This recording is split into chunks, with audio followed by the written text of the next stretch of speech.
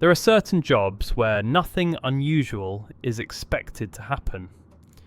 No emergencies, no decisions, no surprises.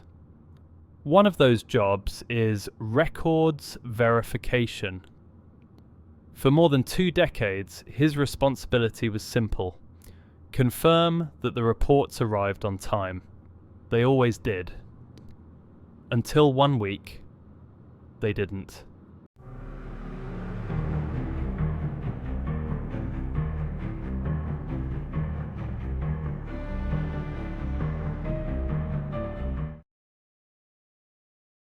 He worked for a regional planning office in the Midwest.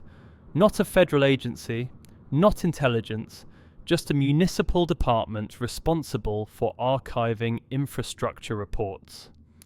Every Friday, a data packet arrived automatically. Usage figures, maintenance logs, environmental summaries. His job wasn't to interpret the data, only to verify it existed, log the receipt, and move on. For 23 years, the system never failed. The first missing report didn't raise alarms. Delays happened occasionally. Servers hiccuped. Files queued. He marked it as pending. The following week, the report didn't arrive either. Neither did the third. That's when he stopped assuming the system was slow and started checking the system itself. The transmission logs showed no errors, no failed sends, no warnings. According to the system, the reports had been delivered exactly as scheduled, but there was nothing in the archive. He checked adjacent departments. Their reports were intact. Only one dataset had stopped appearing. He contacted IT. They told him the server was healthy. He contacted the vendor responsible for the reporting software. They confirmed nothing had changed. When he asked for a resend, they said something unusual. They couldn't. According to their records, the data source no longer existed. That answer didn't make sense. The infrastructure being monitored was still operational, still funded, still referenced in budgets and planning documents.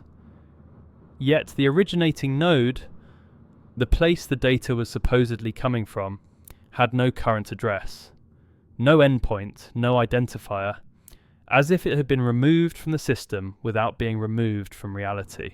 Digging through older backups, he found the final complete report.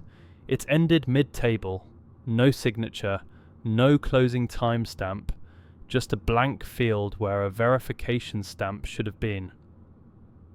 From that point forward, the reports simply stopped. No error logs were ever generated. No shutdown was recorded. The system behaved as if nothing had changed.